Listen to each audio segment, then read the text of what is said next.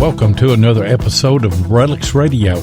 This is a family-friendly show, so the entire family can join us as we talk metal detecting, relic, and treasure hunting.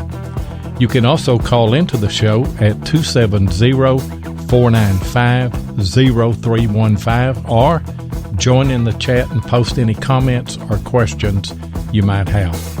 Relics Radio is available live on the Spreaker app, but it's also archived wherever you get your podcast. You're listening to Relics Radio.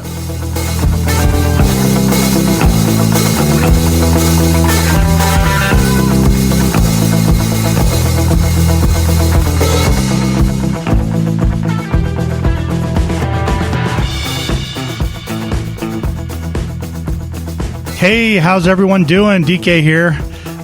Just chatting with you here on Relics Radio. Another Thursday night.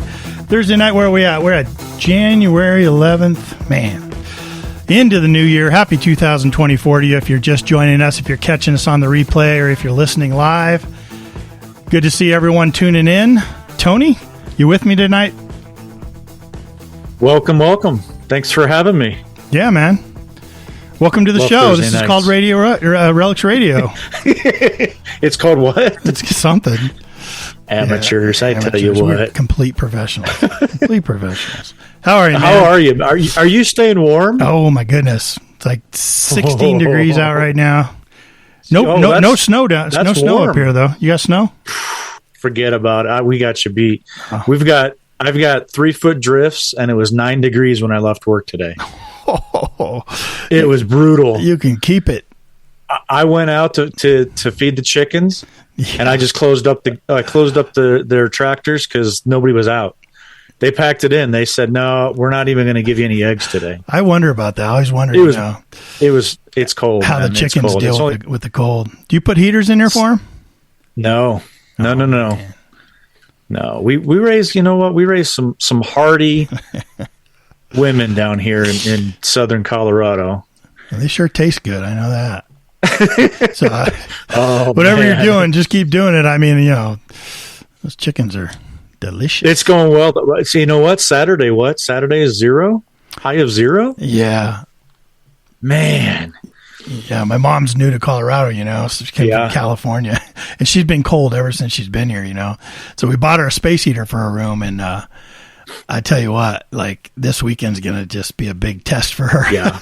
Yeah. You're going to have to push up that furnace up to about 86. Not a chance. Here's another blanket. Yeah, right? Yeah. Right. Oh, man. So I guess I shouldn't ask you if you gotten out at all. Yeah, I rented a jackhammer so I could dig some holes and go metal detecting. Yeah. No, I have not. Yeah.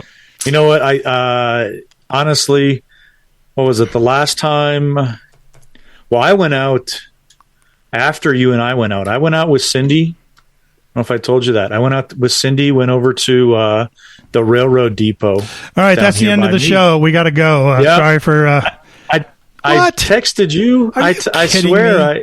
I've been dying to go to that railroad depot.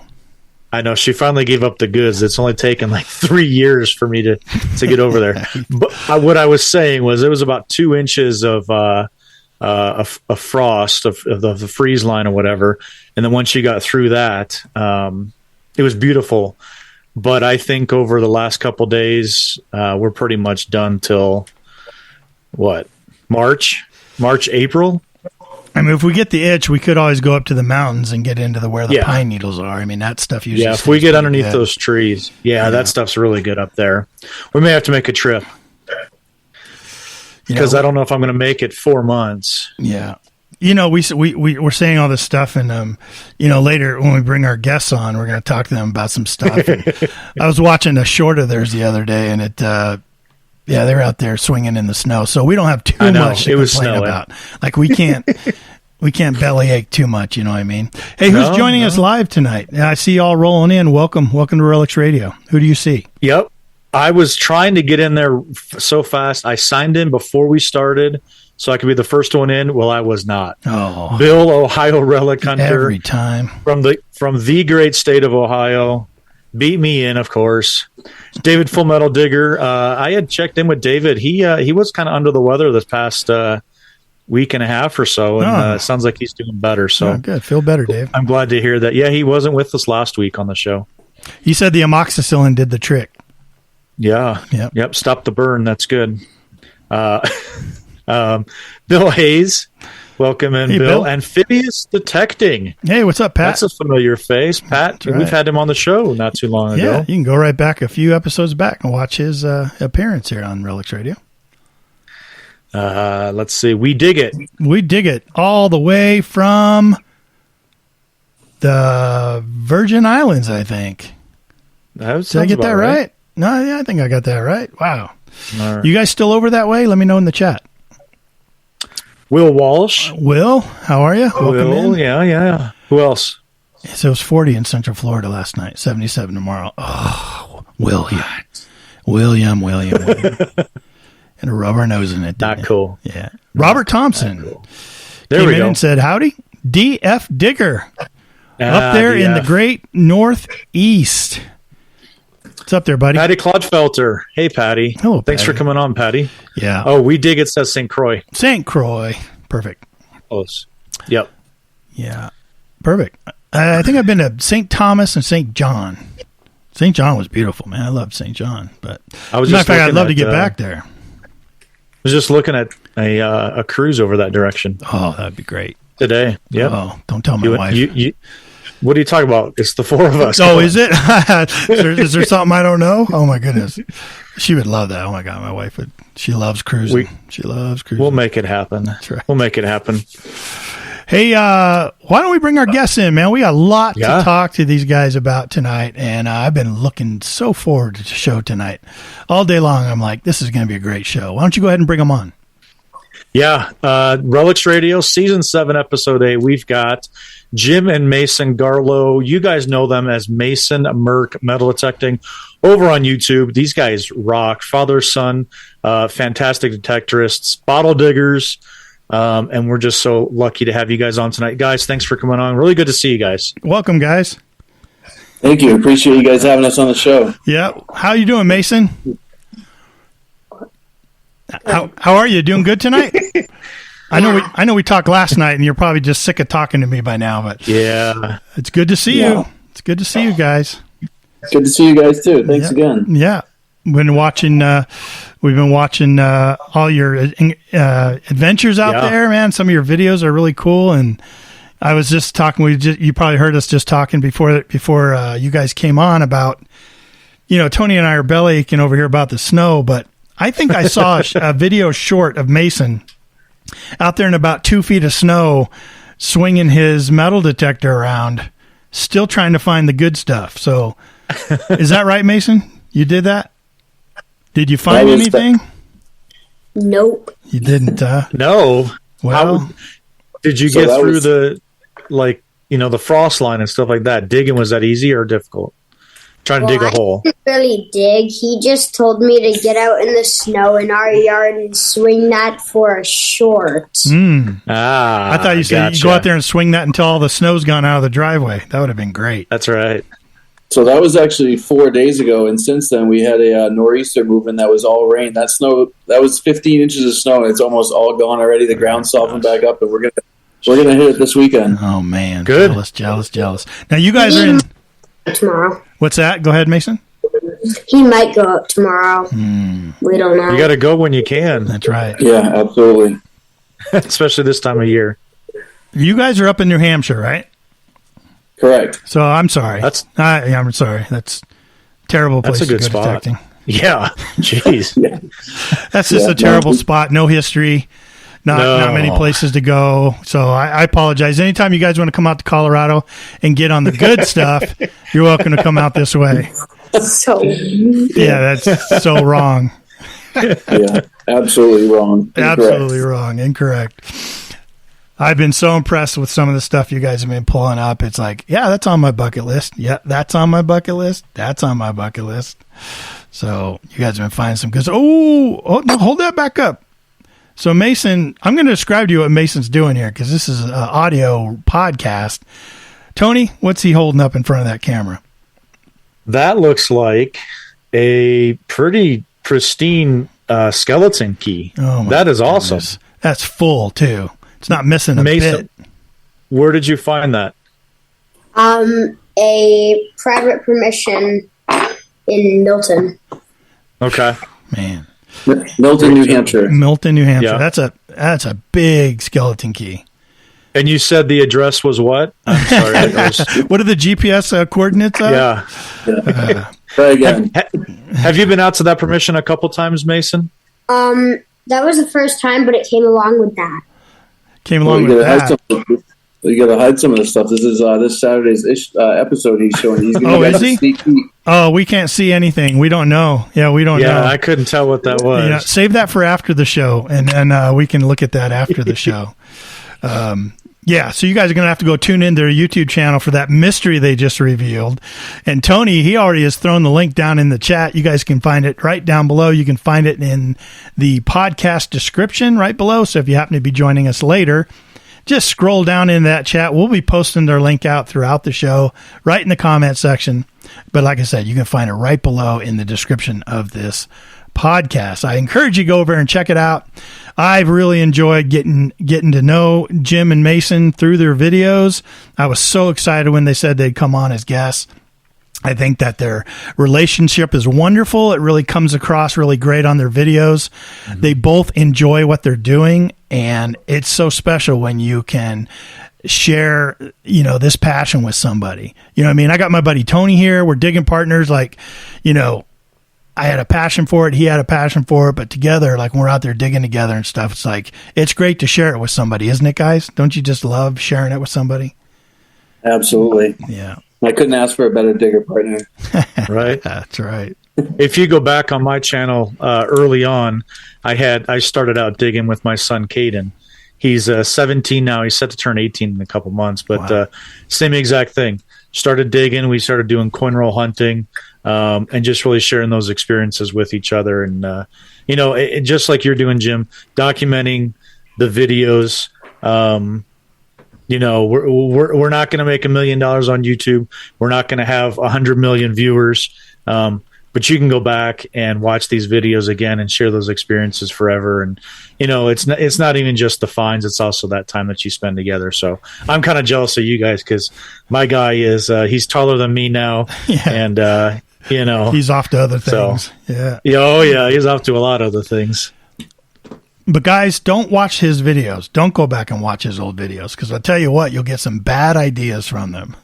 They used to have some competitions between the two because he was older, and there was like bug eating involved, and there was like the cold water challenge, and it almost became shave the head type competition. But he did. He shaved my beard off. Oh, that's right. It was shave the beard. Yeah. That's right. Yeah. So yeah, we would go out and we'd say, the first whoever finds the most coins, after an hour or something like that, and then whoever the loser was, they'd have to eat a grasshopper or. That sounds like a good idea. Maybe who finds the most clad at the beach this weekend has to eat an earthworm or something. Ooh, there you go. The next episode of Mason Merc Metal Detecting, courtesy of Relics Radio. Just gotta find more. Right. That's all. Yeah. Do you guys ever have competitions? Like who find the most Wheaties? Sometimes we do betting challenges. Like I once won 2 Indians off of him. One. But yeah, we show our finds in our videos sometimes and ask the viewers what they think the best find of the day is, and if it's his, he wins whatever we're betting, or if it's mine, I win it. Nice. Do you ever win, Jim? I have not won yet. They like him because they like him better because he's cuter than me. Yeah, I bet. That's it. That's exactly it. Nice. Keep on doing that. Well, you guys you've been on YouTube for over 2 years now. Up to 830 subs. Can you believe that? 1 year. 1 year. My gosh. Oh, 1 year. Yeah, we just. Oh, yeah. I'm sorry. Yeah, the last four numbers at the end of that date does actually have meaning, huh? Yeah, just over 1 year. Yeah, wow. That's great. That's fantastic. You do all kinds of different treasure hunting. Kind of tell us what kind of stuff that you get involved with, and maybe what's your favorite kind of things to find. We do a lot of metal detecting. Probably my favorite thing is metal detecting cellar holes in the woods. I just like the peace and quiet of the woods, but we do all kinds of areas, people's yards, fields, beaches, whatever we can get to. We just recently, when we couldn't get a shovel in the ground, you can see in our last episode, so we decided to try something different. Yeah, we went to a beach with one of our friends, like 1 hour, 20 minutes away. So. Hour 20? Mm-hmm. Oh. I don't know. The bottles. Oh, we went bottle digging. Yeah, we went. One of our neighbors has a huge, from the 1800s. It's an 1800s house, and they got a rock wall in the backyard that probably since the house was built, all the property owners would just go to the rock wall and chuck their bottles over the side of the rock wall. So, I mean, if you move the leaves away, it's pretty impressive how many bottles are out there. There's thousands, and we've only just. Go ahead. Oh, I was just watching that episode. I mean, there's quite a few of them, or there's a couple of them. But I was watching that most recent one, and just talk about sheer numbers of bottles out there. Like you said, there's thousands of them, and they're everywhere. And we haven't even begun to. We've only just started scratching the surface there. I don't know how deep it goes. I dug one hole, probably at least a foot down, and I'm still digging bottles. We're not just finding bottles either. We're finding all kinds of cool relics. He found a early 1900s face razor. That was cool. Yeah, I think I saw a picture of that face razor. Is he going to grab it? Oh, he's grabbing something else he found. Yeah, you guys are still looking for some marbles, right? You want to find a marble? Yeah, we haven't. So our friends up north in Maine, I think you said he's in the chat, DF Digger, Dennis, him and his friends, Richie from Madison, Maine, those guys, they get into bottle dump digging all the time. And I mean, they're popping marbles left and right. We have 2 different bottle dumps that we can hit any time that we have permission to. And we haven't found a single marble yet. Interesting. It's going to make it special when you do find it. It will be. Oh, check that out. Oh, that's so cool. Here's the face razor. Wow. So, yeah, he's holding that. You want to describe that, Tony? So it's an older face razor, right? Yeah, it's I don't even know how to describe it. What do you think the age on it? What do you think the age? Well, it's called gilted. Definitely. Oh my goodness. We have another one over there that's similar. I think it was 1920 is the other one that's over there. It looks pretty similar, so I'm guessing the same time period. That's so cool. Looks vicious. 1800s. I think it's early 1900s, maybe. Okay. But at that, so where I dug this at the bottle dump, I dug this. What is that? It's. See if they can tell us what it is. Let me see. Is it a bike reflector? Nope. No. That's what some people thought it was. We're not entirely sure, but we've been told a couple different things. One of them is a bike reflector. But it's got too big of a base for that. Yeah, so somebody said they screw into the stop signs, and they would have them all through the letter, and they were the reflectors for the stop. Yeah. But I don't know. I don't know if that's what it is. Is it brass? The base? Yeah. So I'll describe it. It's a brass base. Looks about 1.5 inches deep. It's got is it plastic or glass on top? It's red domed lens of some kind. I guess it might be plastic. Plastic, maybe. Yeah. And it's got channels on the side of it, molded into the side of the brass that looks like maybe it inserted and turned and locked into place. Almost like a fuse, but the bottom of it really is not like a fuse. The bottom of it has something written on it. Like maybe, I don't know. What I found was it's called a vintage cat eye glass marble reflector. The ones that I found are clear. I'm looking for some red ones, but I'm going to put a link over in the chat and see what you guys think, or so you guys can see them. This looks exactly like this, but they're going to be red. There we go. Yeah, let me open that up real quick and I'll take a look. pretty cool looking thing. It looks identical to you guys. Yeah, it looks like that's it. I don't know. Is that a rubber stopper on top? One looks like. Is there separation between the lens and the base? Do you think, Jim? Is there a separation between the lens and the base, like maybe a little grommet or something? It's hard to tell because the side of it goes over the top of the whatever it is. Yeah, it's plastic cast in. Huh? A little different. No writing on the bottom. Sure looks. It says Signal. Signal. Okay. The one I see here is Libby. It looks just like it. Very similar though, but I think that's what I think you guys nailed it with the with it being red, probably from a stop sign. That's pretty cool. Yeah. Very cool. But cool. you know what though? That's the fun of it. You pull all this stuff out. You have no idea what it is. You get to start guessing or doing research, and that's part of the big reason why we love this hobby so much. Is just you never know. Absolutely. Yep. Hey, a question came in from our chat from Ohio Relic Hunter Bill up in Ohio. He wanted to know about that razor real quick again, that face razor. He said, is the razor a twist handle, double blade shaped like a T? Yeah, it's shaped. What do you think? Yeah, I don't think the handle's twisted, but it is in the shape of a T. Yeah, it looks like it's a solid cast handle with like a curved top T, real wide, kind of like, curved, and some massive teeth on that thing. So it looks like an old barber's razor, maybe face razor or something. Very cool. Very nice. Hey, how did you guys get started in all this? Like, of all things, right, Jim? Like, had you always metal detected, and then when Mason was old enough, he got into it, or is there a story there? So a guy, he's like one of our best friends now that we metal detected with. He put up a post in our town page saying... Town Facebook page. Well, yeah. Okay. Saying...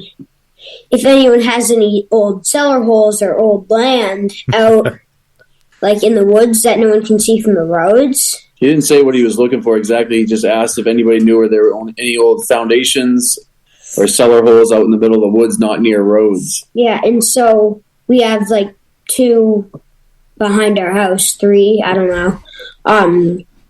2 or 3. So we told him that we had some, and so a few days later, we went out with him, and so he brought an extra detector.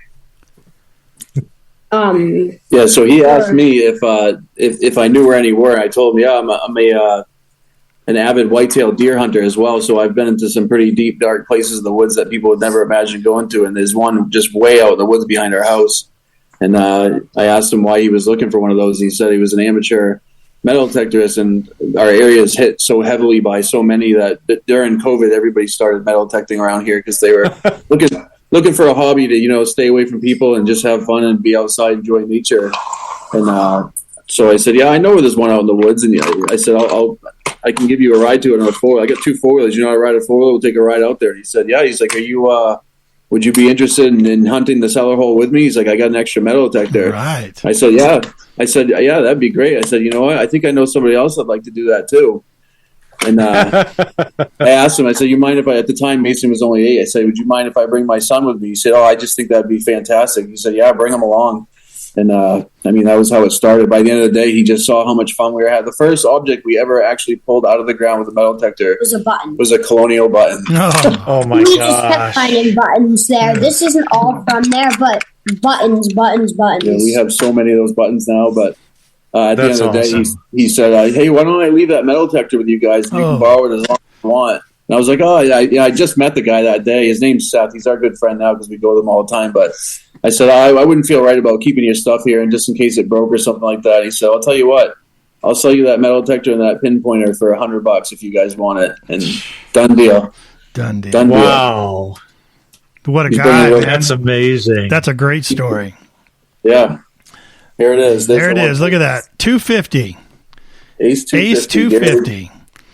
Everyone in the chat, let me know if you started with the Ace 250. How many of you out there started with the Ace 250? A lot of people have. Yeah, Tony did. I absolutely did. Great machine, man. Yep. Jim raised absolutely. Yeah. That's awesome. So, you guys were hooked right away then. Yeah, I mean, we didn't like get super into it, but we were, once every few weeks we go out and try it, and then he started texting us, hey, how you guys doing with that metal detector? You interested in going out? And he asked our permission if he could continue going to that cellar hole, and we're like, yeah, have at it. We didn't really go with him the first 5 times. We went the first time, but the next 5 times he went. He said he found over 85 colonial buttons at that cellar hole. Wow. He said he'd never found a site like that ever in his life, and he's got boxes from that place. And we went out a few more times out there with him, and we just kept filling our pockets with stuff every time we went. He found two large scents. Large scents, yeah. Yeah. He found a large scent spill where they were touching, so the sides that were exposed got smoked and they were smooth, but the 2 sides that were touching were like the day that they were minted. Yeah, great shape, right? Wow. We don't come across That's cellar holes crazy. here in Colorado too often. I think we were up at a mining camp and we saw some, but they're very few and far between. We have old foundations and stuff for the old, ranches out on the prairies and stuff. But yeah, cellar holes weren't big around here. So our dream is to get out on some cellar holes like that. That would be so much fun. Pretty incredible. Yeah. Yeah. You guys will have to take a road trip up here to visit us. There's another place we got to go, Tony. Yeah, add it to the list. Tony and I Mark it on the map. they have this whole road trip planned, like all across, starting up north and working our way down all on the East Coast. Oh man. Be Yeah, awesome. you can't step into the woods of New Hampshire without seeing a rock wall. Every piece of woods everywhere has colonial rock walls just everywhere. Yeah. Yeah. I could probably walk 5 feet onto my road right now and find one Wow. everywhere. Yeah, all the roads are just lined with rock walls. The roads used to be old cart paths, and it's insane how many there are. They said I read something somewhere that back in the 1800s they said 80% of New Hampshire and Maine were farm fields because they cleared out the trees to make all the ships masts and stuff and build houses and all that stuff. So much history there, man. There's so much history there. Yeah. Yeah. All over and deep and probably multiple layers of it. You know what I mean? Multiple layers of it. Jeez. And a few minutes ago, you were saying there was no history. Yeah, here. I was. I was just saying that because I was jealous, man. That's it. I was just jealous. I know you guys are in some amazing history. I love that area. Would love to get back there sometime. So someday I may take you guys up on it. Tony and I may show up on your door, knocking on your door. Hey, remember us? So what about YouTube? What made you guys start doing the YouTube channel? Right after I found that. Well, we detected for a while before we started the YouTube channel. We there's a lot of Facebook groups like Metal Detecting New Hampshire and Metal Detecting Finds and all these things, and we were just sharing all the stuff we find. Like you said, there's so much history, so pretty much every time we went out, we were finding something pretty decent to share, and we just share them to the page. And a lot of people started private messaging me and say, hey, what you got going on there is pretty great. You're in an awesome area, and that you and your son are doing it. They're like, you ever think about sharing that stuff with the world through a YouTube channel? And at the time, I hadn't really thought about it too much, but it started making sense. All of us, we find these things, you put them in your private collections, and nobody gets to see them. So we thought, what better than to start a YouTube channel, and that way we can share these things with the world, kind of like having our own digital museum online on our channel where people can see all this awesome stuff. Yeah, right after I found my Merc, that's kind of how, that's where we got the name, right there. Yep. Mason Merc. That's a pretty coin, man. Those Mercury coins. Yeah, it's a gorgeous Mercury really coin. Pretty design. I really like those coins. A whole bunch now. Yeah, we got quite a few Mercs now, but that one's special to us. Hey, What's better, the one that started the channel or this? What is that? Oh, well, now you're just showing off, man. Now you're just showing off. That's a seated. Now he's holding seated. Oh my goodness, he got sat down. What year is that, Mason? 1887. Oh.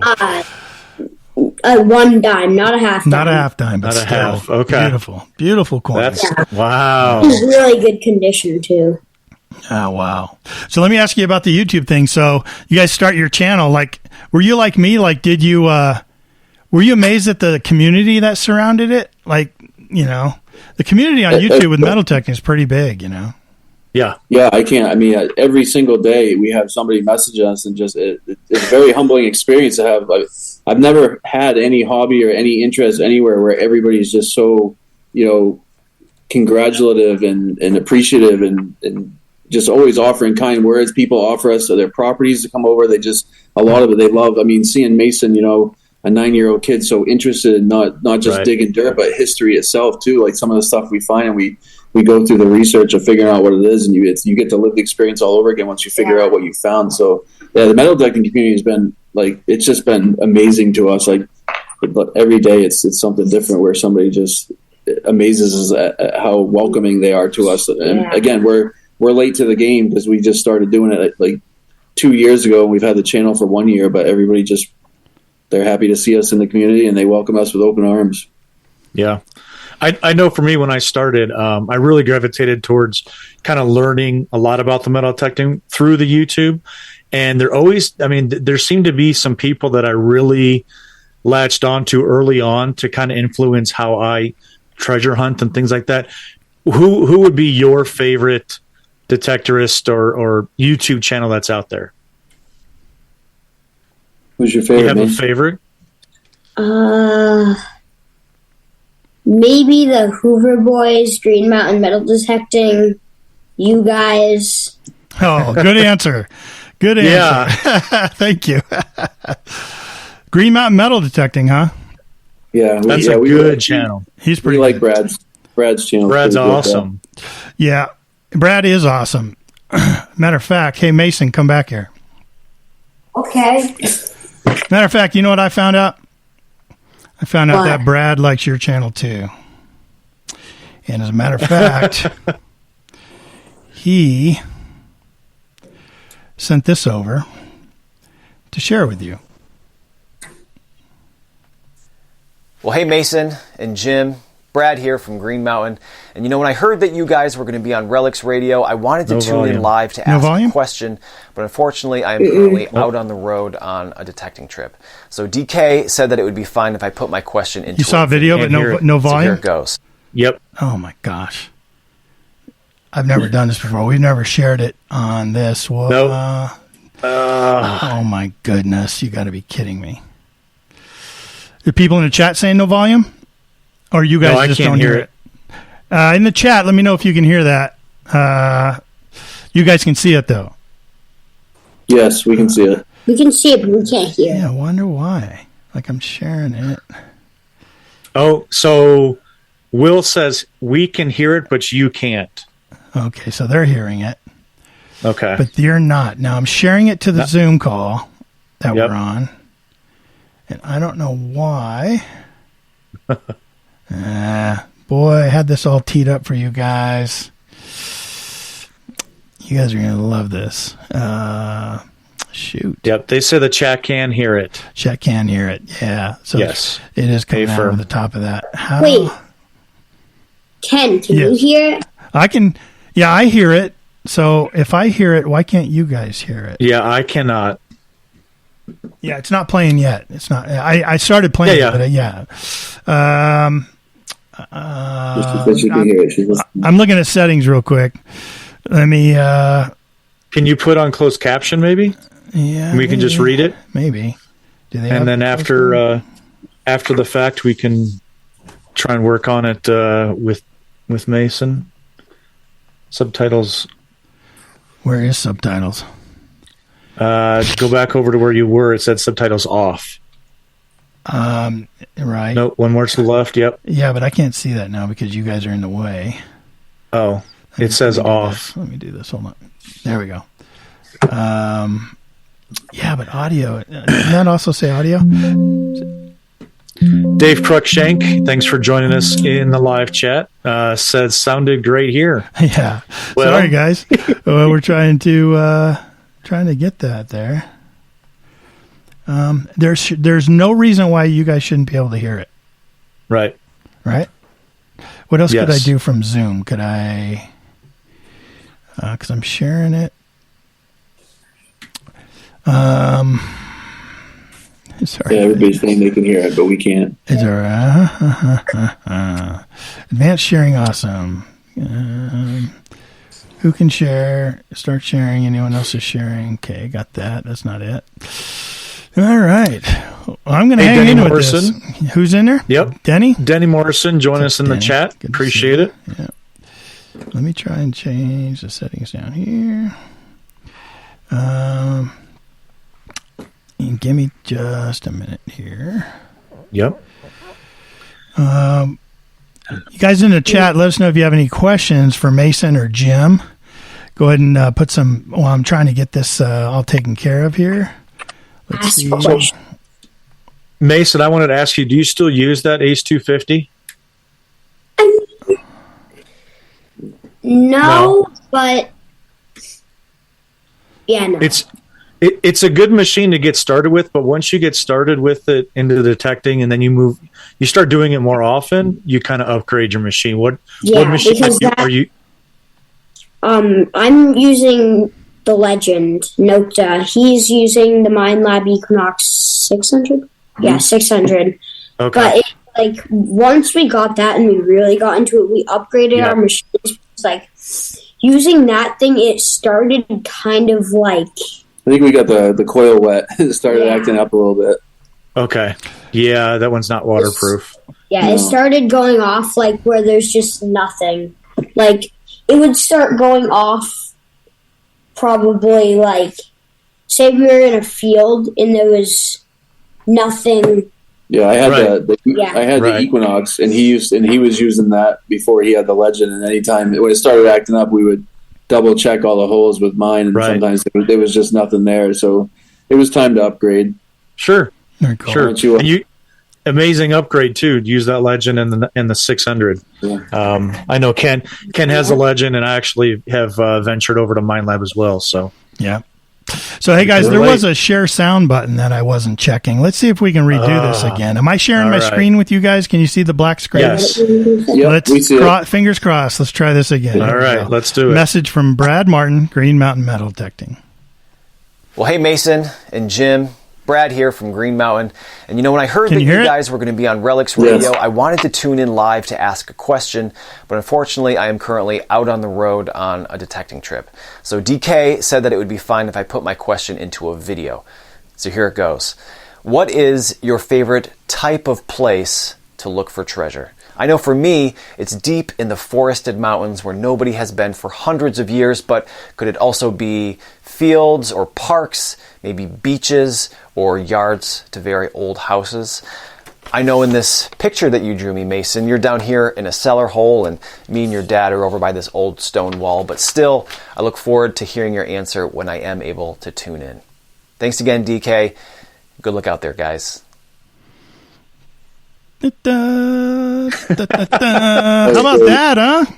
Yeah, that's amazing. Thank you guys for that. Little private share there from Brad. Yep. I talked to him about that, and I said, because kind of around the way, a little kind of sneaky I did. I kind of found out that Brad was one of your favorite metal detectorists, and I know Brad, so I was able to kind of call him and see if he would do that for us.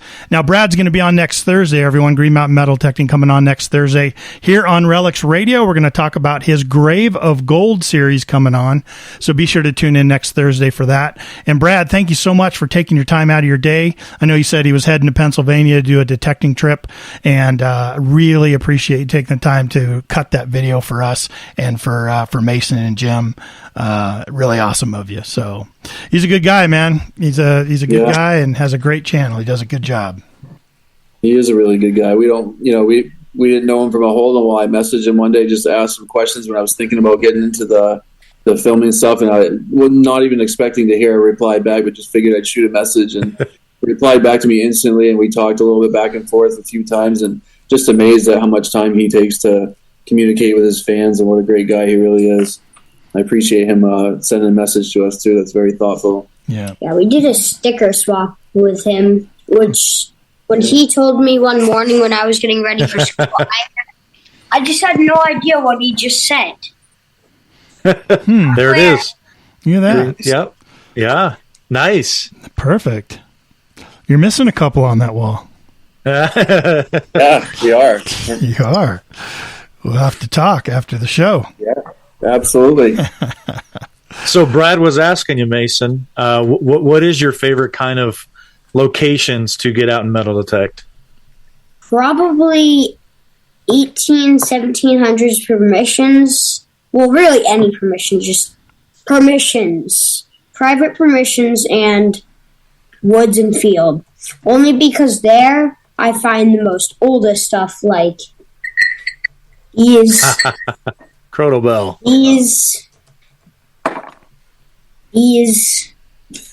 What was that? Wait, bring that one back. What was that? Look at that. What is it, Tony? King George II. King George II. It's only a King George II. KG2, no big deal. No big deal. KG2. Jeez, that's amazing. But at those spots, you find the most old stuff. That's my goal, to find old coins, old relics. Yeah. What do you like better, coins or relics? I'll ask you both. First Coins. Mason and then Jim. Mason, coins, huh? Right away, coins. Coins. Jim? For me, it's got to be relics. I love finding relics. A coin, you can find a coin anywhere. There's no way to relate it to anything because coins were all over the place. I know they weren't as prevalent as they are now, but when you find a relic, it's just like that face razor he was showing you. That was somebody's personal object that they touched every day, and some of the stuff too, you just wonder how they lost those things. I don't know. It's just the feeling you get. It's like a window into the past when you dig those things out of the ground and hold them in your hand. When you find a medal, hold that back up. You can't just hold that. You can't flash that to us. Yeah, what is that? Put that back up there. So this is a giant medallion. Olympic medal. Oh. 1976. 1976. What? 76 Olympic Games. My goodness. Wow. So we were doing a 1700s property. They have like a 50-acre farm field, and that's where we found our Vermont copper. But we were finding all kinds of stuff just spanning, I don't know how many, decades and generations of, found a 1788 Vermont state copper, and then I hit a patch where I was digging beaver tails left and right, and Mason pulls this thing out of the ground. I just hear him, oh, what is that? What is this? And once we figured it out, he said something to the effect of, "You're over there digging beaver tails, and I'm digging Olympic medals." Yeah, look at that. Well, if metal detecting was an Olympic sport, Mason, I think that you would be representing the United States in that, right? That's pretty. Maybe someday it will.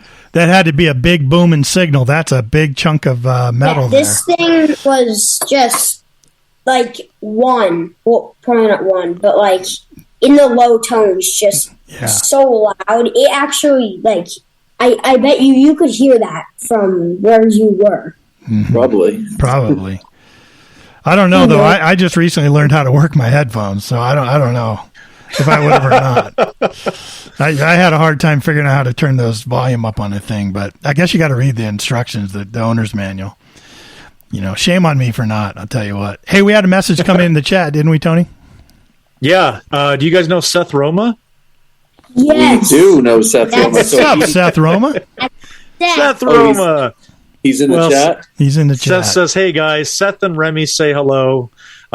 Mason, Remy wants to know what's your dream metal detecting destination? Ooh, you like to travel? If you could have, if you had one place to go to detect, where would that be? Besides Colorado. Yeah, Colorado's one. We'll take that off the list. Revolutionary War battlefield. Oh, good one. Jeez. Jim, how about you? Jeez.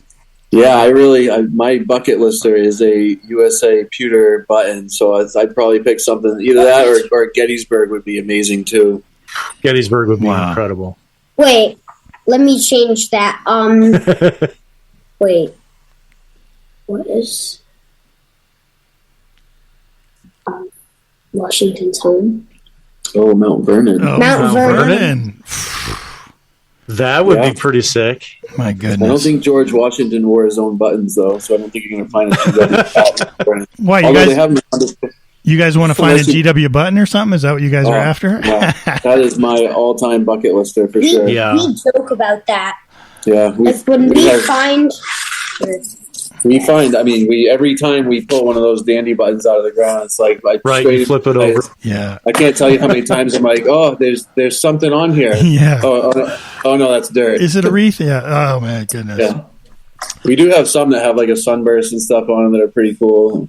Like when you pull out a button that's that size. Oh my goodness. Like why would you not look? Right. It's like a $50 size. You see that? Oh, that's got a sign all over it. Look at that. That does go. Like when you find buttons like this size. So Mason is just holding up these large, like $50 size buttons for those of you listening on the podcast. One after another.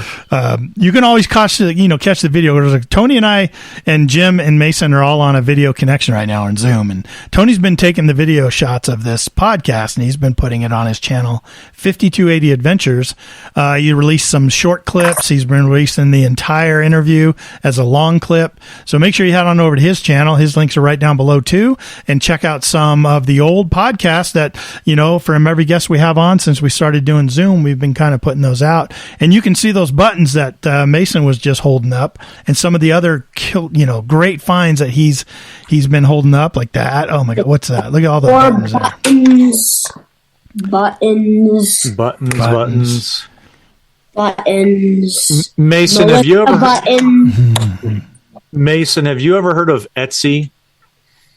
It's like a website online. It's like eBay. I think I've heard of it, but I've never been. Okay.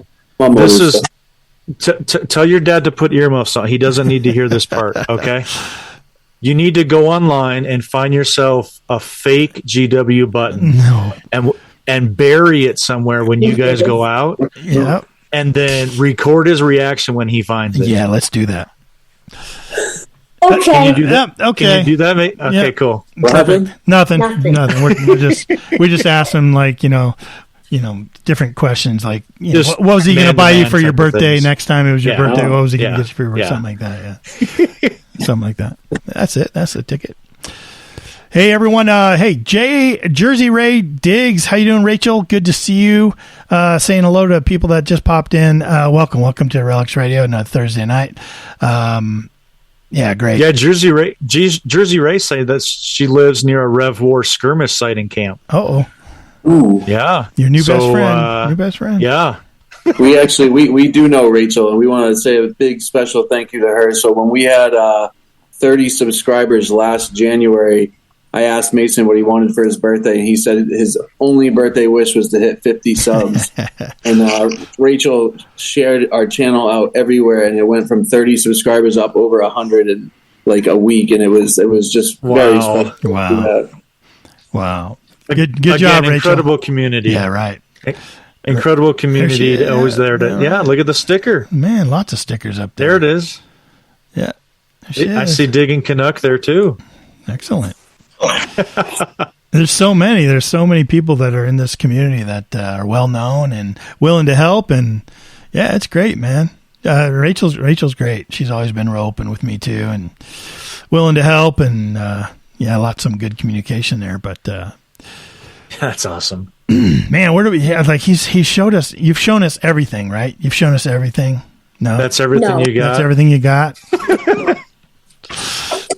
No. Hey, do you display your finds? Before the show started, you were talking about Tony's display cabinet there. Do you guys display them? Oh, that's right. You can take your camera mobile. That's great. See. Oh, whoops. Oh, there you go. Oh. Hey, look, hey, bottles. Wow. Bottles. We're looking at a big display with a lot of bottles on it. Is that a whiskey? Wow. Look at some pop bottles. Dr. Coca-Cola Pepper. bottles. Dr. Pepper. I did watch that video where you guys found the Christmas Coke. Oh yeah, that's somewhere. It's right here. Oh, right there. Incredible. Look at that. Wait, is it? You got some. There we go. Oh, look at that. Beautiful Coca-Cola bottle. Christmas Coke. Yep. You got some really old New Hampshire license plates back there. Oh, they'll probably look like they're from the 20s or 30s, maybe 20s. 70s. 70s. Yeah. Oh, okay. He does have one that he found from the 20s, though. It's just not cleaned up yet. 1927. We dug 4 of these, but we gave one to the property owner. Yeah. So very cool. Yeah, it's a nice display you guys got there. They got like multiple shelves. They got things kind of lined up. Got some great sleigh bells or some like Calistoga bells, looks like, and a lot of glass work. A good mix of glass and metal. Good job. Yep. Hey, what does your family think of this? Like, what does Mom think of this? What do family members think of this? Do they think you guys are crazy, or are they all into it? They like it. Yeah. They are our biggest supporters. All right. They love watching us. They look forward to every Saturday night when we air live, and they tune in and watch and always have positive things to say. They love it. They're always, every time we see them, what'd you find this week? Yeah. Another question in the chat. Awesome. Did you see that, Tony? Ohio Relic Hunter? Yeah. Mason, what do your friends think of this hobby? Do you talk about it like all the time with them? Friends, I get them into it. Now they have their own detectors. And they're good too. Like one of my friends has the Xer Pro. One of my friends has the Noctis Simplex. Yeah. It's and you got them into it? Do they ever come out detecting with you? Yeah. Those two that I just said, they always go out with me. Yeah. And then I got one of my friends into big coin collecting. So. What do they think about you being on YouTube? They like it. They like it. Yeah. You're kind of a big deal, huh? Yeah. Yeah. Yeah. I think half his school has our channel stickers on their water bottles. Nice. I heard some of the teachers might even too. Yeah, two of the teachers, my fourth grade teacher and my third grade teacher have them. Patrick said awesome. That town will never be the same. Yeah, I actually want to give a big shout out to Patrick too. He's been a huge help lately, helping us with the channel, making it grow, and just ways to improve it. And I can't I'm just from a guy from the sticks in New Hampshire. I'm not that tech savvy, and navigating the YouTube and stuff like that, it's pretty difficult. I mean, finding out how to do this Zoom thing was hard enough, but Patrick's been a huge help, giving me a lot of support. I really appreciate it. Yeah, he's a good guy, man. He's always willing to help. Yeah. And he's got some great ideas. He's got a lot of knowledge, I'll tell you that. So definitely listen to what he has to say. But you guys are doing great, though, man. I've been watching your videos. You guys have really picked it up, and they're really fun to watch. You know what I mean? Like your episodes come out, and they really are fun to watch. Some of my favorite parts, Jim, is when you kind of talk to the camera, and then you can see Mason in the background, and then you kind of do this little thing where you kind of turn to the left so you can see more of him in the background, but you can still see your face. And you get this smile that comes over your face. You're just watching him dig and like talk to himself or something or do something. Yeah. It's just cool, man. It really is cool to watch and see that, because you can just tell you get a kick out of the things he's doing back there and stuff. And then I was telling you recently, like, I featured you guys last week on the Weekly Dirt Show and on my channel, and you had this item that you have not been able to identify 100%. Yeah. And he's going to hold this up now. And for everyone, if you haven't seen it, you can go back and watch my show, or you can go back and look at their channel. So this is a triangular piece of brass or copper, one of the two, brass probably. Square. And it has a hole at the top, so it's definitely some kind of tag. Yeah. Right along the top it says 1547, and it's stamped in crude. You could tell each one of the numbers was stamped in by hand, by a hammer, a hand stamp. And it has the word submarine right across the center two corners of the diamond, basically submarine. And at the very bottom is an anchor insignia, real small, right, kind of opposite the hole. Holes on the top, anchors on the bottom, and it has the letters C and R on each side of the anchor. So, yeah, that's what I was thinking too. It kind of looks like some of the similar construction of some of the Charleston slave tags that we've seen be found out there. But what are we thinking, guys? You've had some input, right, Jim? JP Hunt, he knows a relic expert, and he said that what the guy told him was that it's a valve tag off of one of the earlier submarines. And what he said, the reason why the guy thought that is because the anchor in the bottom that's stamped and it has CR next to it, he said would stand for control room. The 1547 would be a specific valve number, so when they overhaul the submarine and pull those valves out, they know exactly where to put that one back. Wow. But then we reached out to there's a naval museum in Kittery, Maine, and I sent the guy that works there. He's a submarine vet. He was on the subs during World War II. And he said that's 100% incorrect. He said all the valve tags were circular in nature, so they didn't catch sailors' clothing when they walked by them, that they weren't that big.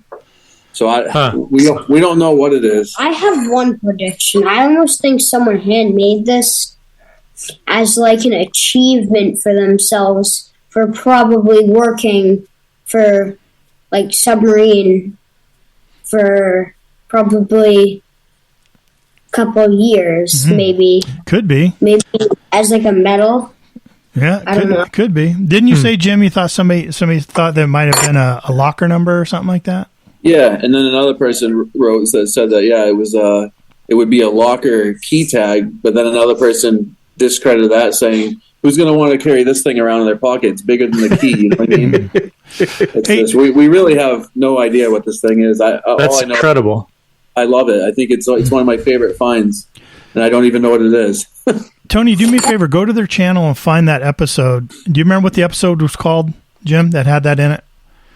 I can figure it out real quick. Yeah. Tony, grab that from their channel and throw it in the chat. And then what I'll ask my listeners out there, because we reach a lot of people here at Relics Radio. So if you are a big submarine aficionado, or do you know somebody in your life that's a big, a submariner buff, or maybe he was in the Navy and has that, make sure you go over to their channel and check out this video and see that tag. It's episode 43, our best find ever, and a special tribute. There you go. Okay. Yep. Got it. Tony will grab that link, share it over to the chat. Yeah, and if you're listening later... Did you see what Patrick... No. Go ahead. What do you say? So Patrick says 1547 was a World War II submarine destroyer, but that logo on the bottom is unusual. Huh. Yeah, we looked up the boat number, and it was the 1547 is a sub chaser, so it's a boat that chased down subs and destroyed them, which I don't think that would make sense why it says the word submarine on it. Right. But again, no idea, so we're open to hearing everything. Yeah. Whatever. Everyone's good. So I told you, hold on, Tony.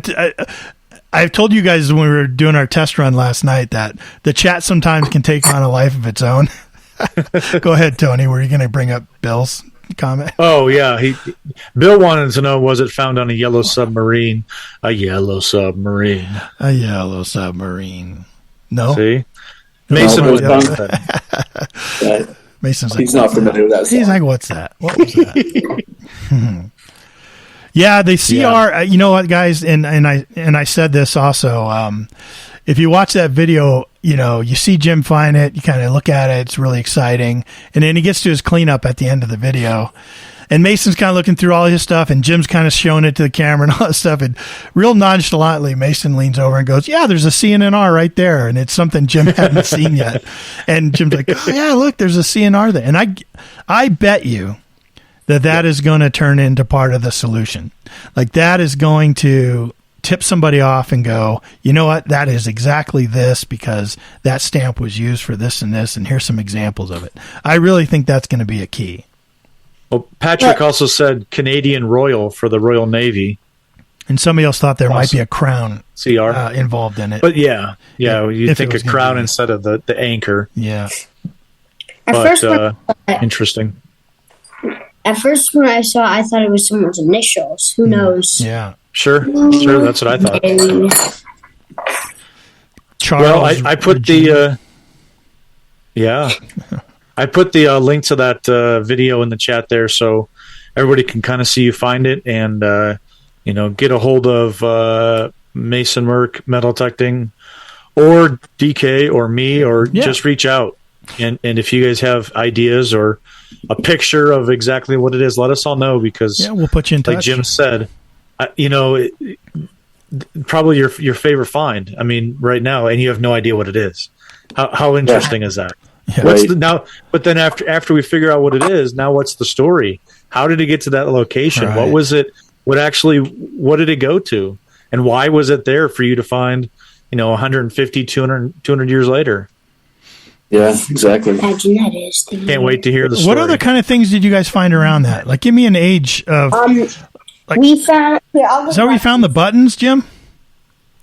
We actually didn't find any buttons in that yard. We found an old Hubley toy truck. I don't have that down here because it's still covered in dirt, but it's from the 50s. We found a watch fob, Dutch Masters watch fob. Wait, don't tell me, because I'm annoyed. We found a token. A religious token, says men of God or men of God. Men of God. And it has like a Bible verse on the back. We got this silver spoon handle. Oh, wow. Nice. Kind of see that marking. And then we got that watch fob. All kinds of that yard. That's what, other than cellar holes in the woods, one of my favorite things to do is, 1800s houses that are still standing, because you have, from whenever it was built till modern day, that's a lot of time, a lot of different generations of people to be losing stuff in those yards. And one thing we found is just 1800s houses, even if they have a tiny little, 30 by 30 yard, they're just loaded with relics. You can't move a metal detector without getting a good signal. I always think that the tiniest yards have the most and best stuff. I don't know why. Yeah. Has that been Do you your think experience? it's because... Well, it might be because it's such a small yard. It's very little space to lose stuff. Who knows? It could also be that people that do metal detect wouldn't want to stop there. They want to go for a larger area too. So they may pass over it, and they're just going to leave it for you to go do. And we'll scoop it up. Yep. Yeah. Right. Yeah. Keep on moving. I'm good with that. Move on. Our episode that airs this Saturday is another epic day, just like that, in the 1800s yard. I don't want to ruin it, but we find some pretty great stuff. Yeah, I was just looking at that. It says 46 hours, and the title of the video, finally found one. Incredible silver metal detecting. And then I just threw the link over in the chat there. Guys, head over there and get signed up to be notified when this comes out, because this one's gonna be fun. I will do my absolute best to be on this premiere, because I'm really excited about watching this one. So yeah, appreciate that. I'm already on the notification. There you go. Yeah, hit that notification over there, and I'll let you know right when it launches. It'll remind you. Yep. And you guys know what I'm going to do. Let's go back to the submarine tag real quick. I'm going to send that out to Steve Moore with Garrett. Oh, wow. He is also an author. Yes. And he has written many books about World War II submarines. Oh, we just got his book. Did you? Yeah. He had the 100-year-old war submarine vet from the Squalus. Right. Yes. Or the sailfish, actually. It was the Squalus. Yeah. Yep. So, I'm going to... Steve may know. I'm going to reach out to him, and if not, he may have contacts that may know. Sure. And this is a hunt this down. a mystery. Oh, we're going to hunt it down. Yeah, this is a mystery. Now, let me ask you: have you posted it on ID Me? Do you know of that site? On Facebook? I'm not sure if I did. I don't know if I did that one or not. I probably did, but I can't remember. Yeah, if you, they are usually pretty amazing there. Within like minutes, you usually get a pretty good answer. Yeah. So just go on Facebook and search ID space ME, and then see if you post it there. You do it later after the show or whatever, but it's a great site for sure. They've identified lots of stuff. And yep. And the chat's got some more ideas. Google Image. Have you used Google Image? Yeah, we tried that. It just brought up like all kinds of random tags that had hand and stuff. Right. Yeah. Right. Yeah. Yeah, Google. Well, same thing. Yeah. The community, I mean, out to help each other here, and I think Ken, the ID Me, we've used that countless times, and literally within a minute, you've got 20 answers of people that know everything about nothing. That's a valve stem cover off our 1932 John Deere tractor. About nothing. I do like posting stuff though, and just hearing all the wild ideas. It's fun, Yeah, yeah, that's a good time. I don't know. I'm sure I found 2 of those John Deere valve stuff covers. Right, I bet so. So I was lucky enough in 2019 to go up to Pound the Ground, which is up in Chazy, New York, upstate New York, and it was War of 1812 area. And I was lucky enough to find little tiny pewter U.S. cuff button. So when you were talking about what you wanted to find, I found this little one. So if you haven't seen that, Jim, take a look at it. It's on my video called like Pound the Ground in Suckertown or something like that. Yeah. Absolutely. We'll be checking that out. Yeah. And there's a great story from that area and everything. So I didn't know what I had. And Kurt with the Hoover Boys was right next to me. And I was like, hey, Kurt, check this out. What do you think this is? We don't dig Revolutionary or War of 1812 in Colorado, And he's like, I don't know what that is. He said, but it's got U.S. on it, and better go find out. So I went to the Historical Society that were there with a table at the event, and they were like, they were like, you know what that is? And I was like, ah! Yeah, so, I bet, yeah. Yeah. Ken sent me a picture that I about fell out of my chair. Yeah. That's what we were there to find, man. We were hoping to find stuff like that there. I met Rachel there. That's where I met Rachel, was at Pound the Ground. Got to hang out with her for a little bit and chat. That was fun. So let's talk bucket lists. Ooh. Top of your bucket list that you haven't found. Give me one of them, Mason. The $5 Indian head gold coin. It's very specific. $5 Indian head gold coin. Yes. Yeah. You know the style of that? Is that the reason? He has a 2.5. No, it's a $5 one, but I didn't find it though. Yeah, he didn't find it. He has one, but I just like the Indian on the front. I really do. You know why he wants? Do you know why he wants that one, Tony? Do you know why he wants that specific one? No, because he's already found a gold coin. What? Kinda. Sort of. You want to grab that? Okay.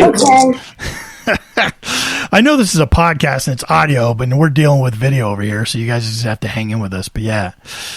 I saw it last night. I cheated. I saw it last night, but I wanted to just quickly mention Woodland Detecting is in the chat. Says Mason and Jim are great guys. We chat all the time. Yeah. So that's our friend Kevin Rudd over at Woodland Detecting. Great guy. So nice. Kevin.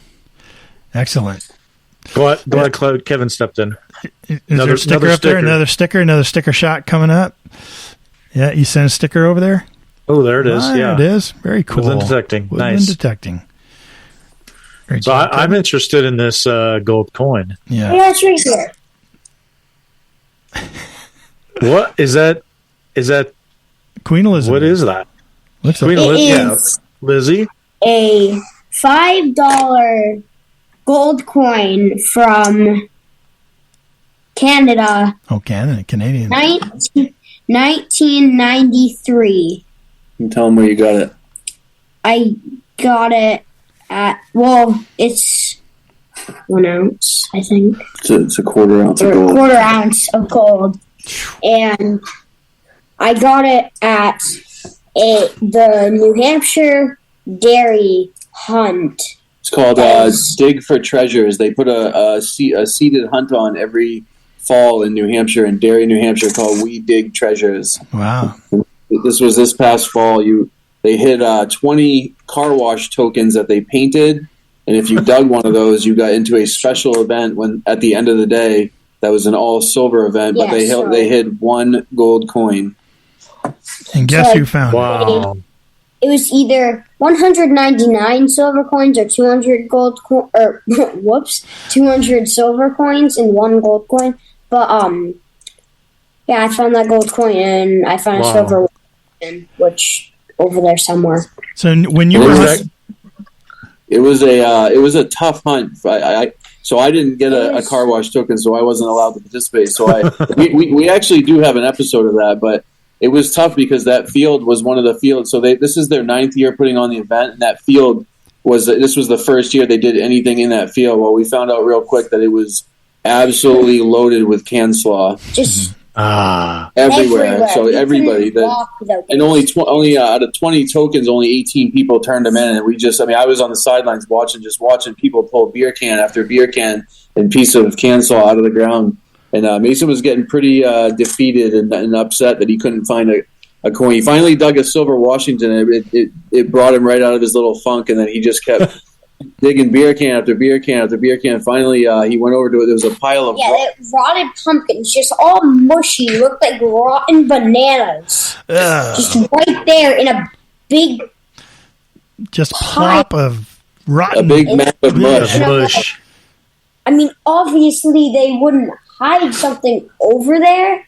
Obviously, but there's only one way to find out. So I go over there, I get a 45 on my machine, which I was pretty sure was at least just going to be a Merc or something that they hid.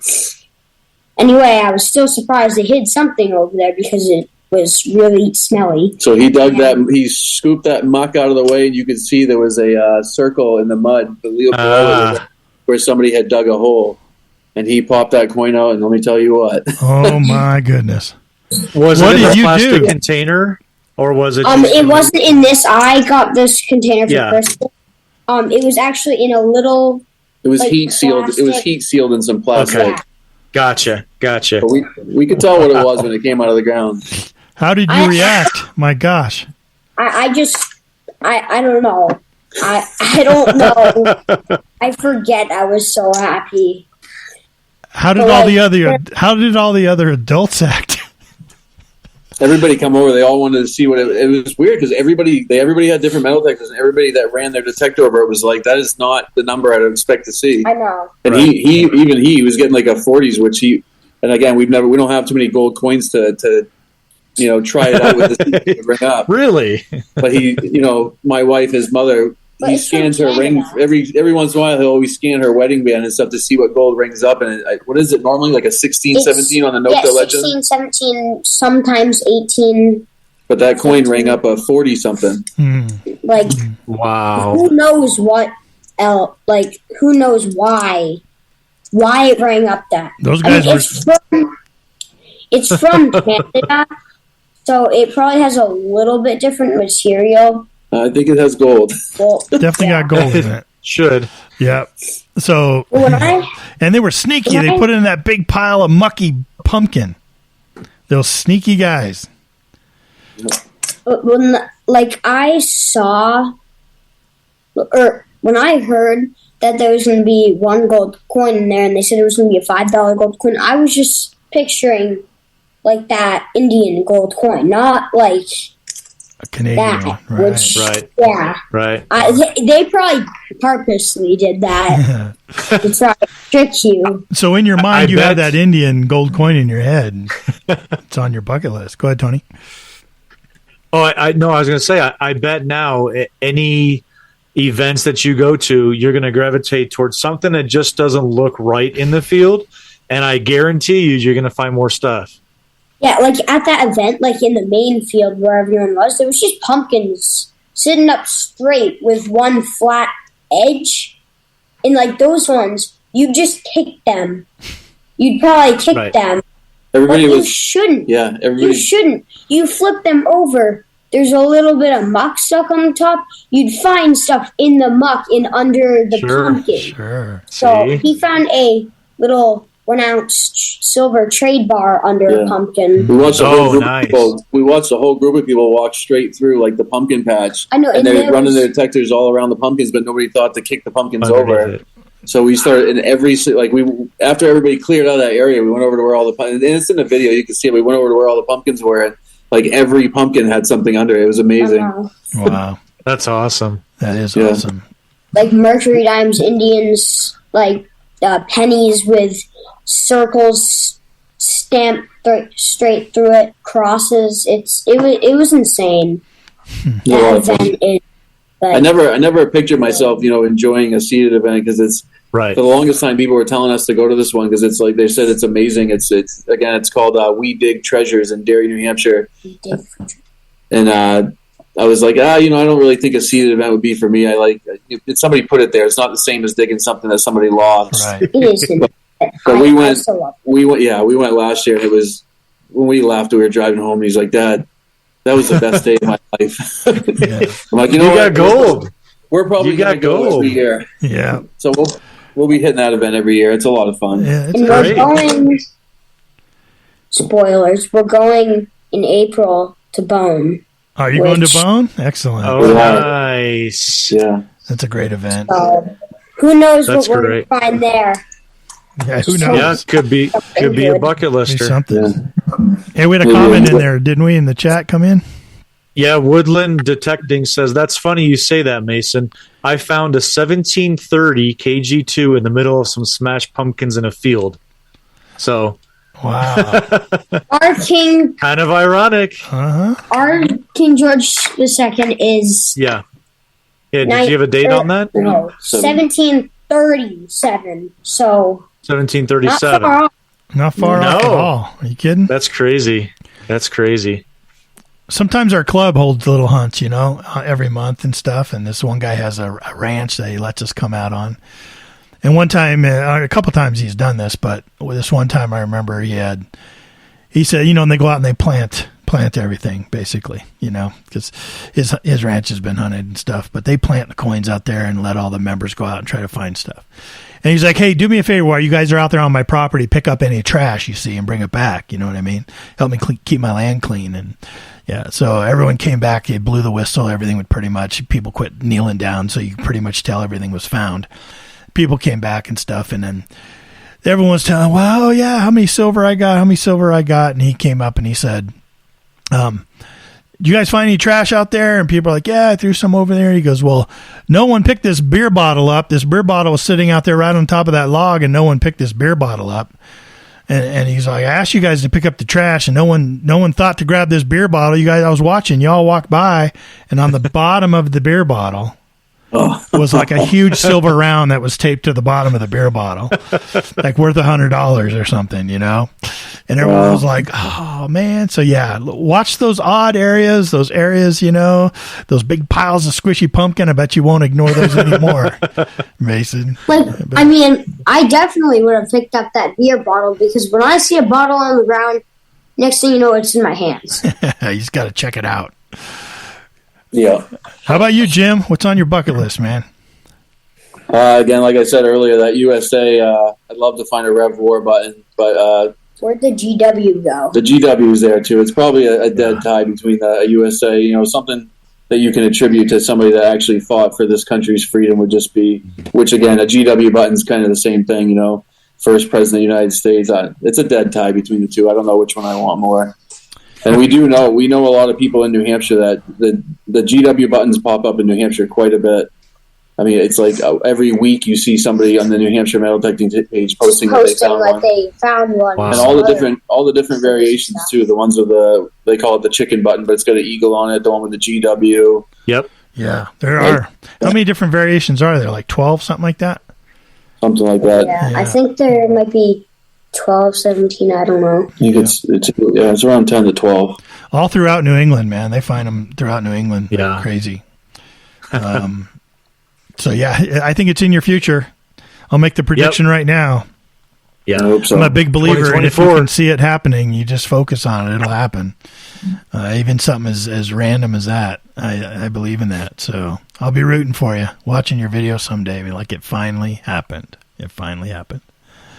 Yeah. Look forward to the day. Yeah, shoot. Favorite find? What do you say, Mason? Favorite find so far? One that just makes you go, oh my gosh, I can't believe I found that. Yeah. Just ever. Your favorite find ever? Okay. Ever. It might take me a minute. It might take you a minute to look for it. What do you say, Jim, while he's looking for that? One of mine's actually one I found recently, and you just shared it the other day in your video there.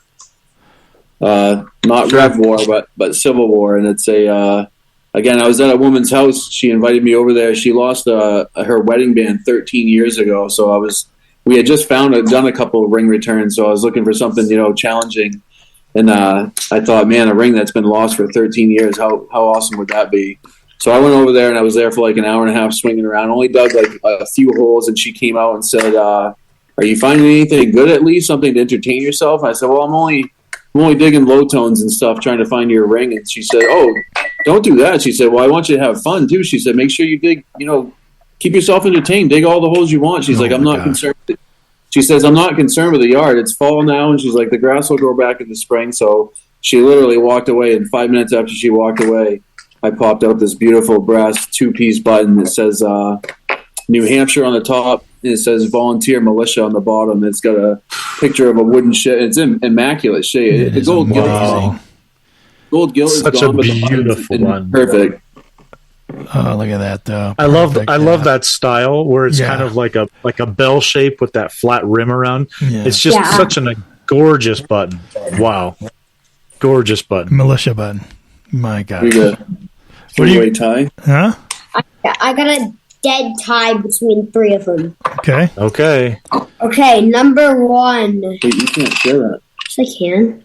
They don't know about this yet. It's airing on Saturday. No. Don't let that out. No spoilers here on Relics Radio. Oh man. Okay. That's all right. Good. Tell them they'll have to watch on Saturday to figure it out. Yep. I'll put the link again in there. Here we go. All right. Number 1. Vermont Copper. Well, yeah. Of course. That is pretty incredible. That's probably my favorite moment on our YouTube channel that we actually caught live. Like Ken was saying earlier, how sometimes I'll pan the video while I'm talking to it and talk to it. Sometimes you just see him in the background talking to himself while he's digging a hole. But this time I called him over because I knew there was a large set in the hole, but I didn't know what it was, and I called him over. And of course, so I'm talking to the camera. He grabs it and starts brushing it off. And as he's brushing it off, he realized I hadn't even seen it yet. I had no clue. I just started yelling. Oh, he starts losing his mind. I got it all on film. It's just I just fall to the ground. That's my only video. I probably watched 100 times myself just to watch that moment. Great, God, I love that. I really do. So that's Vermont. That's Vermont Copper and. Wait here, get the details in that. It's kind of hard to see. It's hard in the case, but. Oh yeah. Let me see. I can't catch it. So it's not the Plows and Field one with the sunset in the mountains. It's the one with I don't know if you guys know, but like when Vermont made their first large set, it's like Brad Martin's favorite coin. I think one of his logos has it on it too. But people didn't recognize the currency because it was different than what they were used to seeing. So they ended up going back to a variation with where they put King George and Britannia. So it's that variation that we have that came out after the Plows and Field. Yeah, so that side, and then the back side is just pretty cruddy other than where the date is. So pretty amazing. So that's probably my best find tied with, I gotta say that. My gosh, this is how he started the show. Started the show with his favorite find. All right, the skeleton key. Skeleton key. How big is that thing? How long is it? It's about what, 5 inches? Like 5-6 inches easily. Is there a ruler down here? It's huge. It's like it's a real thick. Like, there you go. Yeah, about 5 inches. That's and it's got everything. It's got the circular end to it. It's got a huge tooth on it for the key. Why do you like that so much, Mason? Let me ask you that. Why do you like that so much? Because it's my first brass skeleton key, and because I found it at an 1800s house, and it probably belongs to that house. Wow. I could probably, if that lock was still on that door, I could probably open that door. I probably could. What a connection to that property, right? Yeah. And especially, amazing. I really like it because of this notch right here. I don't know why, I just like that notch. Yeah. That was a high-end key back then. Yeah. That was definitely a high-end key because I've seen a more rudimentary, and that's really cool. I'll tell you guys what, we're getting close to the end here, but let me, you know what I want to ask you? What's that, Mason? What is that? That's the end of the key. Oh, you're holding up close to the camera. I was like, what is that? The very end has got that side notch on the side of it. Hey, let me ask you guys, though. Last night you showed me something I thought was really cool. Tony didn't get a chance to see it. Our listening audience hasn't heard about it yet. You have another key. Oh, yeah. Yeah, go grab that other key. I think this is really cool. You got plenty of keys. I'm anxious. Yeah. I can't hear you, man. We got plenty of keys, but we don't got that much skeleton keys. So we've got 2 skeleton keys plus, one skeleton key plus this. It's a skeleton key stuck. No way. It's in a lock plate. No way. It's a skeleton key that's stuck inside like a lock plate. It'll move in and out, but they haven't removed it from the lock plate. It's actually still in the lock plate from the door. Burnt down. A house that burnt down with the key in the door. Oh my gosh, in the door. That's crazy. That is so cool.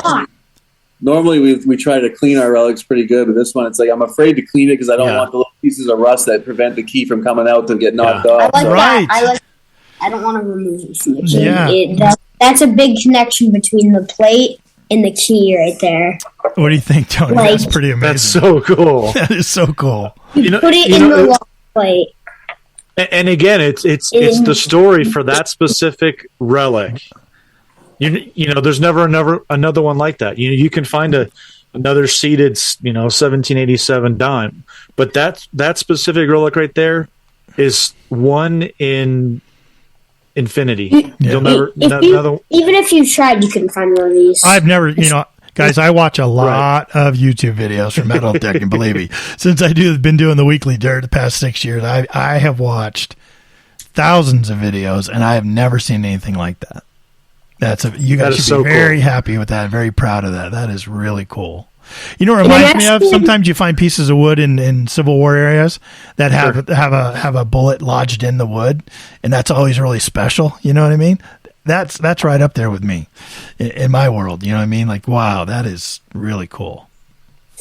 Like, the thing is about this, it's like, normally I hate when I find iron, but this time, not always.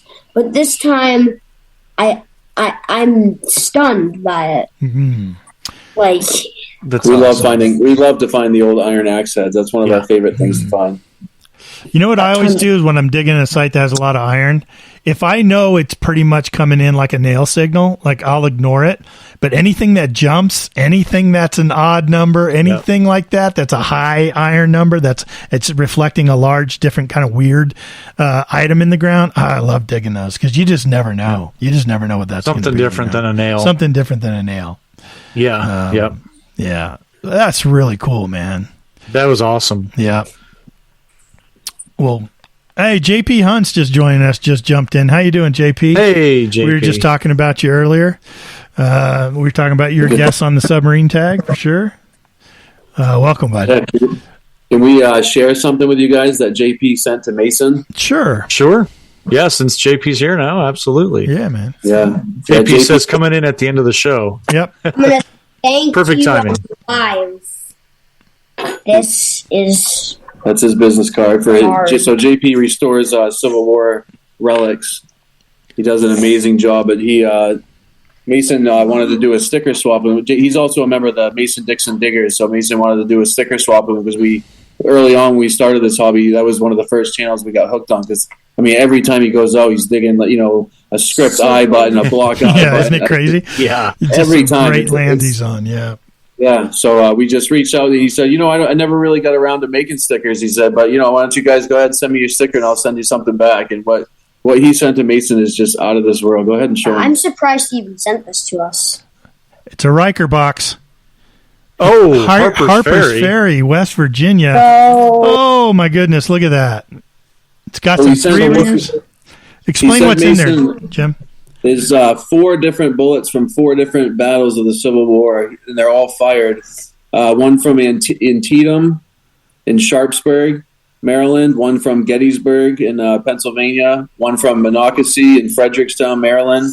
Another one from Cold Harbor in Mechanicsville, Virginia. And then he also sent him a General Service Eagle button and a gunsling hook from Harper's Ferry. So 5 different battles in the Civil War. I mean, this has got to be our favorite piece that's over there on our. We didn't dig it, but it's just that's the history of it. He shows this to everybody that comes over the house. He's so proud of it. Oh, that's some real history you're holding in your hand right there, Mason. Oh my gosh, you had to be so excited to receive that. That's incredible. You remind me to send a sticker to JP because who knows. I'm kidding, man. We're trying to get him on the show. We've been talking to him. We've been trying to get him on the show. But JP, hats off to you, man. That is just amazing. You talk about supporting the kids in the hobby. Oh, he just said it. Yeah, we have to support the kids in this hobby. You absolutely are right. And it's one of the greatest things I like about their channel. Mason Merc Metal Detecting. But yeah, wonderful of you to show that support to them, and it holds a special place on their shelves. And I get it, man. It sits top dead center on our relic display. Top shelf, dead center. Perfect. Right over the bottles. And you are right. JP does some amazing work. It just boggles the mind when I see the pictures of his final products and stuff. Absolutely crazy. Love to have him on, talk about it sometime, but give us all his secrets. No, I'm teasing. But love to talk with him. But hey, we are right at the end of our show. Jeez. Goes by quick, doesn't it? Doesn't it go by quick? Yeah, it did. Yeah. It was a lot of fun. Yeah. You got anything else you want to show us quick that you pulled out that you hadn't showed us yet? Oh, yeah. Here we go. Crotobell. That's one of those things, like almost every detector's, that's on their list, right? Is to find a full Crotobell. Does it have a number, a size on it? It doesn't. It's that old. It doesn't. It's one of the earlier ones where they only have the pedals on the bottom, so it doesn't have the number. Okay. Yeah, it's still on my bucket list. I've never done one. Yeah, that's awesome, Mason. I found my first Crotobell. We don't find them around here very often at all. I found my first Crotobell in England. Wow. I was digging in England. I was able to age it back to the 1400s. But yeah, that was my first Crotobell. It took me traveling thousands of miles to go find a Crotobell, and I was excited. It was great. At least you just found a piece of history from the 1400s. That's something that is incredible. Yeah. It is. It's things that we can't even imagine over here in the United States, but over in England, it's, you just walk through that field and you can, go back to BC time. Yeah, any beep, anything you dig could be 2,000 years ago. Thousands of years old. Yep. Roman. Yeah. Yeah, Roman. Whew. I found a Roman coin that had the emperor on it that built the Roman Colosseum on it. Wow. Vespasian. Yeah, just crazy. Absolutely boggles the mind. But good show, guys. Thanks. I knew you'd be great guests. We always ask our guests to hold on until after our outro, and then we can say our goodbyes off the air if you're okay with that. A little more than a few minutes. But we'll give you guys kind of the final say. Tell people how they can find you. Tony can post the links, but go ahead. I'll give you guys the floor for a couple minutes. You can say what you like. Well, thank you. We just want to thank everybody in the metal tech community and even just the viewers, people that don't metal tech but that support us and watch us, and just always receiving kind words of encouragement and just support, and we really, really appreciate it. Again, you can find us on YouTube at Mason Merc Metal Detecting. We do have a Facebook group that we have out there where people can just share their YouTube videos, their finds, whatever they want, mudlarking, bottle dump digging, anything outdoors, really. But again, just want to say thank you for tuning in. Thank you, Ken and Tony, for having us on the show. Really appreciate it. Yeah, absolutely, man. We just want to wish you guys a ton of luck up there too, and continue digging, Mason. You keep digging out there, and keep. You know what you do? You keep getting your friends into it, man. Share your passion with them. Yeah. Show them how cool it can be. Invite them to your relic room. Show them some of the cool stuff, and tell them why it's cool. If they can't see it right away, you just tell them why it's cool. That's awesome. So thanks for showing up, guys. We'll say our goodbyes off the air. Tony put the link down below. You can go check that out. He put it in the chat multiple times. You guys can go over there and check it out. But go give them a look. And if you like what they're doing, subscribe to their channel. That way it'll notify you, and they ring that bell, and give them a like and share out their channel. That really would help them if you share it out with your friends that like metal detecting videos. Turn them on to Mason Merc Metal Detecting for sure. Tony, what do you got? Yeah, I just want to say thanks to Jim and Mason. Guys, I appreciate talking with you. Like I had said earlier in the evening here, you and I kind of have a bond, because I also did that with my son as well. And I look back on those times and those days and those videos, and just really enjoy the moments, and absolutely fantastic. And I watch your videos and I go through the same things over and over again as well. So I want to thank you for putting out great content, drawing me in and having something that I can relate to. So I appreciate that very, very much, guys. And if anybody out there wants to figure out what I'm up to, you can find me at 5280 Adventures over on YouTube, Instagram, Facebook, all that kind of stuff. Put it into Google. You'll find me, as well as an actual video of this podcast will be over there coming Saturday. So if you want to see all Mason's finds, and the thing that I'm not going to forget, I'm going to say it again, when Brad came on and the smile on Mason's face, holy cow. You guys got to go watch that and watch him light up with Brad being on there. So that's all I got, guys. Thanks very much. Yeah, and sorry I messed that up to Brad and to you guys, Mason and Jim. So I didn't know how to do that audio, and I should have probably tested that out, so I apologize for that. But yeah, everyone, thanks for listening to Relics Radio. We appreciate you, the support over the past 7 years. And, those that listen live, you guys are here week after week, and we love chatting with you and looking at your questions. I go back all the time and see all the communication I missed, and we appreciate that. Let your friends know if they want to come over and join you, get involved, let them know about Relics Radio. And those that download the show later, we see the numbers. We know a lot of you do that. Make sure you head on over to Mason Merc Metal Detecting and show them some support. Tune in next Thursday. Boy, we're having Brad on. We're going to try to get Eddie on with Green Mountain Metal Detecting. They're coming on to talk about their brand new series called The Grave of Gold. It looks really great. They got a cool trailer out. Actually, the first episode airs tomorrow. That is tomorrow, Friday at 7 p.m. Eastern, Season 1, Episode 1 of The Grave of Gold airs over at Green Mountain Metal Detecting. So go give that a look, and then tune in next Thursday. If you got questions about the search they're doing and the series they put out, join us next Thursday for that. I'm DK with Adventures in Dirt. You can find everything over me at Adventures in Dirt anywhere on social media. I started putting out the weekly Dirt Show again after about a year break. Would love for you to go over there and check it out, and let me know what you think. Let me know if there's people you want me to feature. If you have any cool finds, you can send them to me. I've been featuring people's finds that send it to me. Pictures on email, dk@adventuresindirt. Have a great week. If you get out, go find the good stuff. I'm jealous because we're frozen in Colorado. But we'll see you next week. Have a good night.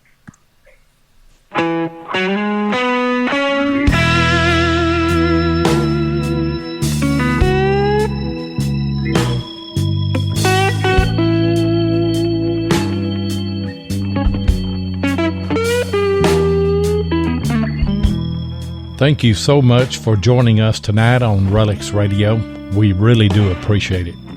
Be sure and join us live each Thursday night at 8 o'clock Eastern here on Spreaker, or you can catch the archive show at Relics Radio on Spreaker, iHeartRadio, iTunes, Apple Podcast, and many other podcast outlets.